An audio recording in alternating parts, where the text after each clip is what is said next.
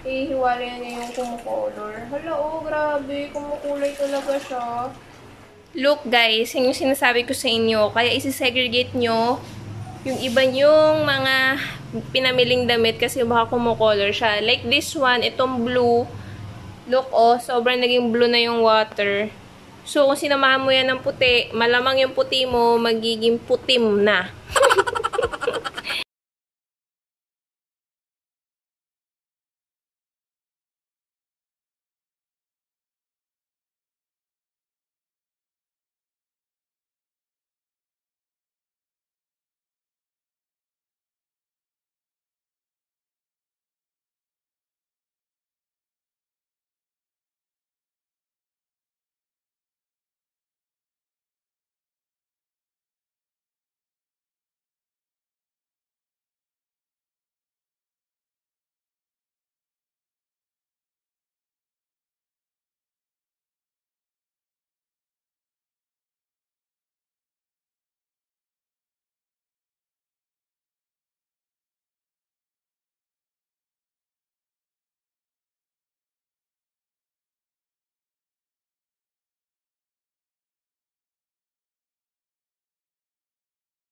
and saan kami makakamura. Actually, meron palang mga ukay-ukay store na sobrang mahal pa rin pala. Meron kaming unang napuntahan, well, air-condition naman siya. Tapos yung mga damit niya, 100, 155, meron pang 255. So, parang sobrang pricey naman niya for ukay-ukay, 'di ba? So, lumipat kami ng iba pang store. Makikita niyo mamaya sa video. Meron din namang mga ibang store na walang prices. So, yun, tinanong ko si ate. Sabi ko, ate, magkano ba to? Kasi walang prices. Lahat ng damit nila, sobrang walang price. Tapos, air condition din sila. Tapos, sabi ni ate, ay, malalaman mo na lang yung price sa cashier. So, medyo mahirap pag ganun. Kasi, paano ka makakapag-budget, diba? Wala kang idea kung magkano yung binibili mo. So, though, air condition din siya, umalis na kami kasi feeling ko lang naman, malakas yung feeling ko na mahal yung item kasi nga hindi nila nilalagyan ng price, diba? Kung mura yun, lalagyan nila yun. So, naglakad-lakad pa kami dun sa may bandang EDSA na side, EDSA area na, along EDSA. Meron dun yung mahal na store. Laki naman siya, sobrang laki nga. May mga bags, may mga shoes, may mga, yung mga panglamig, pang winter, ganyan. Namamahalan din ako. So, naghanap kami dun sa katabi. Yung katabi, nakita ko mayroong 3 for 100 na palda. Yun agad yung bumungad sa akin. Sabi ko, ay, check ko nga yung loob. Baka may mga 30 pesos na damit, 70 pesos na damit, ganyan. So ngayon, para hindi na tayo magtagal, ipapakita ko na sa inyo yung mga damit na nabili ko. And alam niyo ba, na naka 3 outfits ako for 400 pesos only. Dapat 410 siya, pero tumawad daw kay kuya. So ginawa niyang 400 pesos na lang. Ang unang outfit natin na nabili ay ito. Diba sabi ko sa inyo, for 100 na palda. Actually, gusto ko sana i-avail talaga yung 3 for 100. Pero yun nga, hindi naman kasi lahat ng palda na nandun is magaganda pa. Mo talagang isa-isahin yung hanger, buklatin-buklatin mo siya para makita mo yung mga magagandang palda. Ito yung nakita kong palda. Ang cute niya lang kasi meron siyang ganitong style dito. Oh. Ang soft ng palda. Tapos may zipper siya dito sa likod. Yan. So, hindi ko sure kung kakasya to sa akin. Pero magta-try tayo mamaya. Pa siyang lagay ng belt here, oh. Yan. Mamaya magta-try tayo nito. So, pag isa lang pala ibibili mo, 40 pesos nila ibibigay sa'yo. So, pero sayang sana kung naka-3 for 100 ako. Kaya naman, naisipan ko, i-partner ko siya dito. Ako siya for 70 pesos only. Tapos, guys, H&M siya, oh. Yan, H&M siya. Kasi nga, payat ako, diba? So, ito, parang nakakapaldo ko siya kasi pag ganun siya, so medyo tataba yung itsura ko doon. Pagka-crop top siya, pero I don't think if may parang crop top sa akin kasi nga maliit lang ako. Tapos, ang problem ko sa kanya, medyo manipis siya. So, yeah. Medyo manipis lang siya. Pero maganda naman siya. So, mamaya, papakita ko yung try-on haul Jesus only. No. Tapos, may nakita naman akong dress doon. 50 pesos only. So, maghahanap kayo kapag may mga bagong release sila na damit, mas mahal yon, mga nasa 150, 200, 180, ganyan. Pero pag yung mga lumang damit na stock na damit na, so bumababa sila ng price, mga 50 pesos, 70 pesos, ganyan. Just like this dress, nakuha ko siya for 50 pesos only. Okay pa naman siya. Tapos yung tela niya, pang office talaga. Tapos, ito yung color niya. Tapos, simple lang siya na brown dress. Tapos, merong bulsa here.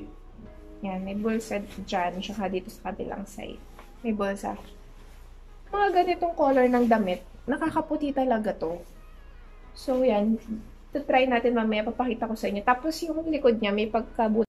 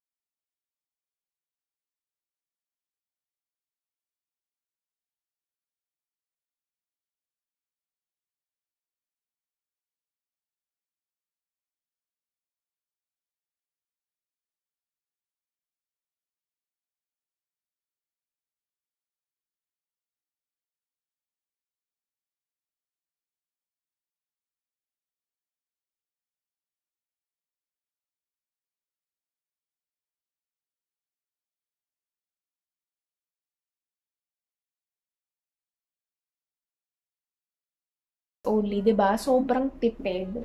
If bibili ka sa mall, siguro mga one outfit lang 'yun or baka pants lang 'yun.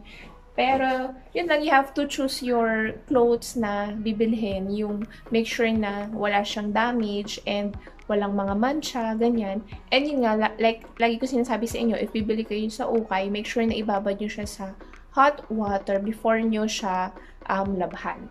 Ngayon, mag-try.